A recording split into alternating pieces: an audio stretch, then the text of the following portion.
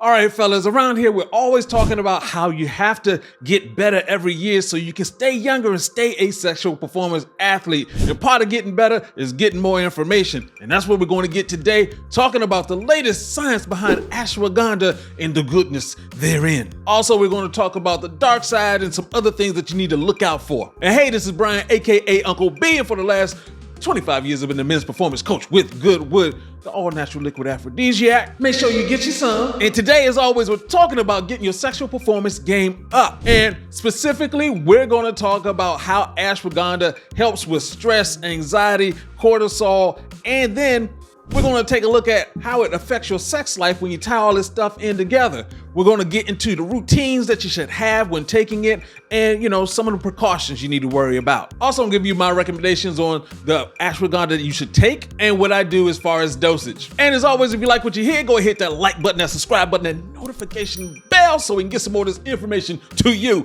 And what I'm gonna do, break this down till it cannot be broken anymore.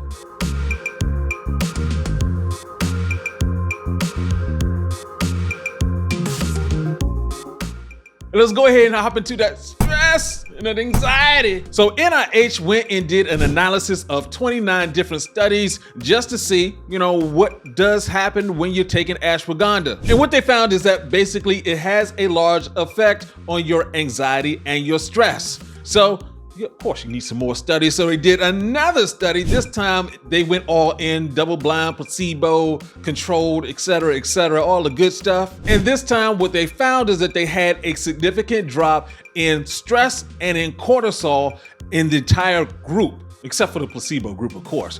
But what they did, they broke it up for people who are taking 600 milligrams per day and people taking 250 milligrams per day.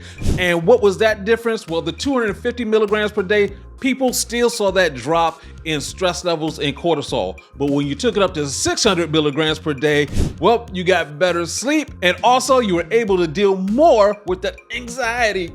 Yeah. So 600 milligrams is going to help better for that sleep and anxiety, as well as a cortisol drop and stress. And of course, when it came to the sleep, they did another study. This was a 400 people study, and yeah, it helped improve sleep. Now let's talk about, what we normally talk about around here is your performance in your bedroom as a sexual performance athlete. Now, ashwagandha is long known as an adaptogenic. That means it helps your body to be able to deal with changes. So it adapts to the different stress levels. So not only does it help deal with that, it also gives you energy, vitality. It can help you with your stamina and endurance, especially when it comes to that cardio endurance. And as a sexual performance athlete, you want to be able to last longer. Yeah, you need something for that endurance. Plus, you get the bonus that ashwagandha actually helps with dealing with that stress level, that cortisol, which is good with helping with managing your weight. So you put it all together, you got stress, you got sleep, you got anxiety taken care of,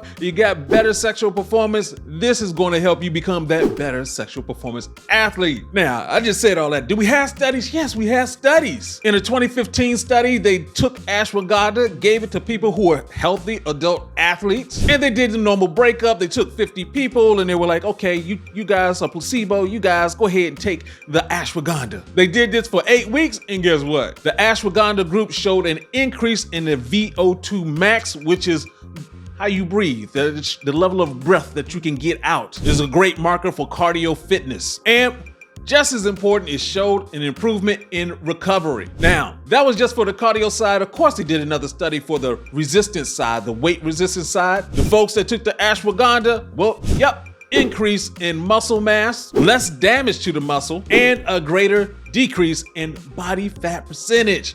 Oh, that's a good one. Yeah, that's a good one. Now let's talk about the dark side. But really, it's not too much of a dark side with ashwagandha. Of course, you can take things too far by taking too much of something. But if you take it over a long period of time, it doesn't seem to affect your thyroid or your liver function, which is a sign of you taking it too far. And also, it's been used for thousands of years by millions to possibly billions of people. So that's a good sign that it's safe for you. But as I always say, not everything is for everybody. So when you're taking this or any other supplement, you do want to take notes. Find out exactly, is it working for you? Is it Don't go off your memory. Well, I mean, if you're taking ashwagandha, it's going to help your memory, so that may help, but still, write it down. So let's get into your routine. Now, people tend to cycle their different herbs, and this is just a good measure so your body can get used to things and then you can see what really does work. So if you're looking at muscle growth, what you want to do with ashwagandha is actually cycle it. So we're talking about 6 weeks on, maybe 2 weeks off. You can play with that number, but you get the idea. You want to take a break so your body can see, is this working for me, is it not? Now, as far as what time of the day to take it, up to you. It works whether you're taking it a day or a night because it's not going to affect your sleep. Now, in terms of what you take, my first preference is actually the powder. One, you get more of it, just a little bit cheaper. But when it comes down to it, yeah, you probably want to get some capsules. And this is because, well, it's just more convenient and, oh man, I'm about to run out. What I do not recommend are the gummies. If you're trying to increase your testosterone, you don't want to spike your glucose, your insulin. So yeah, no gummies, you're grown up. So guys, the thing to remember is that taking ashwagandha is going to help you with your sleep, your anxiety, your cortisol levels, your stress levels. It's going to help with your memory. It's going to help with your muscle growth. It's just a great herb to take, scientifically backed. So if you want to get some ashwagandha for yourself, it is a great stack with GoodWood or GoodWood Advanced. I take those all the time. It works. You want to take that 600 milligrams per day. That's just one pill out of this. We have the links to it below. It is on givegoodwood.com. So you can get the ashwagandha, and we have the other supplements as well. So question of the day, what type of herbal supplements do you take to get yourself going? And if you have an herbal supplement, that I haven't covered, go ahead and leave that in the comments section. We do get back to you. And of course, as always, if you like what you heard, go ahead and hit that like button, that subscribe button, that notification bell, because that really does help us out. Make sure we can get the word out to more people, because this is Uncle B saying get your game up and go hard. Peace out.